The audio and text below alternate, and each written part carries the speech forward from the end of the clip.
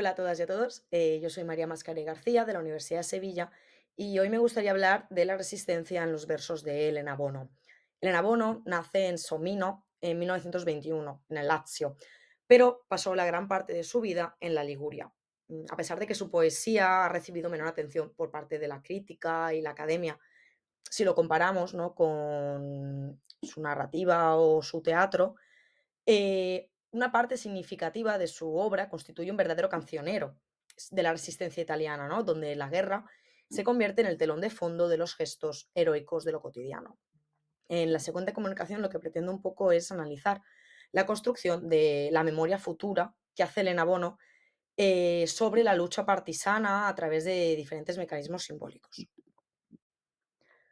La recuperación de la memoria, la toma de conciencia, el recuerdo de estas mujeres y de estos hombres que combatieron y cayeron en la guerra son, en su complejo, uno de los temas más significativos de la poesía de Elena Bono. Pero no es realmente la macrohistoria lo que importa, ¿no? Lo que realmente interesa, sino la microhistoria y el sentido de la vida. Por ejemplo, como afirma Jan Nolla, que fue el encargado de hacer la introducción de Opera Omnia, le poesie di Elena Bono, en la poesía de Elena no entra la política, no hay espacio para la retórica patriótica ni nada de todo esto, sino que lo realmente importa es el drama de todas estas jóvenes vidas, ¿no? Y las no tan jóvenes, como veremos luego, que se sacrificaron por un ideal. Entonces, leer la poesía de Elena Bono sobre la resistencia italiana se convierte en un instrumento para rellenar todos esos espacios, ¿no?, vacíos que los libros de historia se han ido dejando por el camino. Su Piccola Italia, publicada en 1981, creo que constituye un panteón a los partisanos y las partisanas que desarrollaron un papel esencial en la liberación de Italia. Entonces, lo que hemos hecho aquí es una selección de textos, porque la obra es mucho más extensa, pero que son suficientes, creo yo, para ilustrar los diversos mecanismos de los que se sirve Elena Bono para crear esa memoria futura de la que hablábamos antes, pensada para las generaciones sucesivas. Mecanismos como son la mitificación, la juventud eterna y la consagración de lugares públicos. En el caso de la mitificación, esta aparece en la obra desde una doble ambivalencia, ¿no? Desde bajo un prisma, digamos, clásico y bajo un prisma más cristiano. En Europa 2, Europa viene representada a través del mito original griego, aquel en el que Zeus conoce a la princesa Europa, se queda prendado por su belleza, entonces decide transformarse en un toro, a más manso mejor, para raptarla y violarla. Y yo creo que aquí hay un poco una metáfora, ¿no?, sobre la guerra. Quiero decir, nuestra Europa, la Europa continente, fue también devastada, violada, hecha pedazos por algo que a tantísimos ojos en su momento parecía inofensivo, que viene siendo el nazismo y el fascismo, que fueron las bestias de la otra Europa. Luego, en contraposición a la mitificación desde un prisma clásico, nos encontramos a la mitificación desde un prisma cristiano. En Luigina Komoto, de Savona, esta Luigina se presenta como la madre de los siete dolores, ya que ella fue una partisana 70 años que no solo murió por la causa en la que creía fervientemente, sino que además con su muerte le regaló la vida a unos jóvenes partisanos que los fascistas andaban buscando. Entonces, per Luigina Komoto de Savona, creo que se presenta como un fiel retrato de la dualidad entre aquella muerte tranquila y esperada con la que todo el mundo sabemos que va a llegar algún día, ¿no? Frente a aquella muerte violenta, que además es inesperada, que llega en seco, que además es una muerte solitaria. Entonces, claro, Elena Bono aquí identifica la figura de Luigina con la Virgen de los Siete Dolores y contrasta su imagen con aquella de una muerte deshumanizada, solitaria, pero en cuyo imaginario muere acompañada por sus vecinas, quienes además la convierten en un sujeto casi religioso a quien tener devoción. En Estancias para Reinaldo Simonete Cúcholo, este partisano viene recordado como un elegido de Dios, pues, cuyo sacrificio le procura la predilección completa y absoluta de este.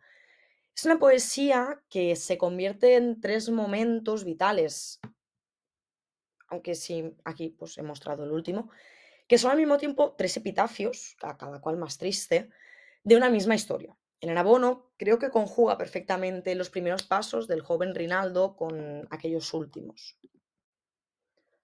Otro de los mecanismos que usa Elena Bono en su obra es otorgarles a los partisanos esa juventud eterna, esa juventud también robada un poco, pero que los hace inmortales a sus ojos. Elena Bono tuvo una estrechísima relación con la resistencia, con el movimiento partisano. No lo vivió como una mera espectadora, sino que fue una participante activa. Y creo que esta estrecha relación es lo que le da la capacidad de crear instantáneas de estos personajes. Por los compañeros que son en resistencia, lo que hace es un pequeño recuerdo, ¿no? Coge una de esas instantáneas y la dedica a todos aquellos jóvenes que dieron su vida, no solo por la libertad propia, la libertad individual, sino que dieron una vida que no les había dado tiempo a vivir por la libertad colectiva. Por otra parte, sobre la tumba de un amigo muerto por la libertad, me gusta pensar que es un himno a todos aquellos que realmente continúan cantando entre las montañas de la Liguria. Son, como diría Mercedes Arriaga, todos esos héroes y esas heroínas cotidianos, que no eran militares, sino que eran civiles y que murieron según los preceptos marcados por su propio corazón. Entonces, Elena Bono aquí retrata a los y las partisanas como la generación de la utopía, que tiene una mirada puesta en el futuro. Son retratos capaces de resaltar la fugacidad de lo humano, pero que también son capaces de resaltar esa solidaridad y todo ese esfuerzo ético hacia los demás. Y esos demás son todas aquellas personas que estábamos por nacer, ¿no? Que estaban por nacer. Siguiendo con el tema de la juventud eterna, de además la juventud arrebatada, tenemos Represalia. Represalia describe exactamente el momento en el que a los fascistas deciden sacar de la prisión a 10 chavales para fusilarlos, a modo justo de represalia contra algo que habían hecho los aliados o los partisanos. Entonces, no solo los fusilan, sino que además dejan sus cuerpos tirados en medio de la calle con la prohibición absoluta de no darles un entierro. La exposición pública de los cadáveres usados a modo de representación de la fuerza y de poder fascista contrasta fuertemente con la solidaridad de las madres, que están unidas por un hilo invisible, ligadas por el dolor de perder a un hijo, ¿no? Elena Bono, en muchas de sus poesías, concede un espacio, un papel principal a todas estas madres, mostrando cómo su lucha no es solo aquella contra el fascismo, contra el nazismo, no tienen solo una guerra que lidiar con una guerra, sino que además tienen que convivir con el dolor, con la devastación, la muerte de sus hijos, hacerlo muchas veces solas. Y es que, como dice Daniel Echerrato, muchas veces sus gritos superan los confines geográficos. Por último, Elena Bono identifica a los partisanos y a las partisanas con los lugares públicos, consagra estos lugares a los protagonistas de la lucha partisana. Llegan los días, los jóvenes y las jóvenes antifascistas, los partisanos y las partisanas de todo sexo, de cualquier edad, se transforman en lugares ciudadanos, en lugares públicos que pisarán y en los que vivirán las futuras generaciones por las que en su momento dieron la vida en parte, ¿no? De este modo, idealmente, estarán siempre presentes y poseerán la llave del tiempo. Los lugares, a mí me gusta pensar que tienen memoria, que son álbumes fotográficos de las personas que los han frecuentado, que los frecuentan ahora mismo y las personas que los frecuentarán. Entonces, estas pasan a formar parte de la esencia de estos lugares. Elena Bono coge esta esencia, coge estos lugares, coge estas personas y las mete todas juntas en la poesía y proporciona a la persona que lee estos versos el poder acceder al recuerdo de todos aquellos que cayeron durante la guerra. A través de todos estos mecanismos, Elena Bono revive todas aquellas vidas que no fueron capaces de superar los horrores de la guerra. Mientras que el Estado, es verdad, ¿no?, que ha construido tan solo una memoria en los cementerios y en monumentos conmemorativos, la poesía de Elena Bono les devuelve a estas personas sus rostros, sus voces. Reproduce sus palabras en nuestra cabeza, reproduce el llanto de una madre, el ruido de un gatillo que acaba de ser apretado, el frío de las montañas, el calor de una hoguera, el latir de un corazón, pero también su parada en seco. La lectura del cancionero de la resistencia de Elena Bono no solo nos ofrece una honesta narración de la historia, sino que nos transmite todo el afecto y toda la admiración que la autora sentía por todas estas personas protagonistas de la resistencia y las convierte para nosotros en seres inolvidables. Aquí dejo algunas de las referencias bibliográficas que he usado.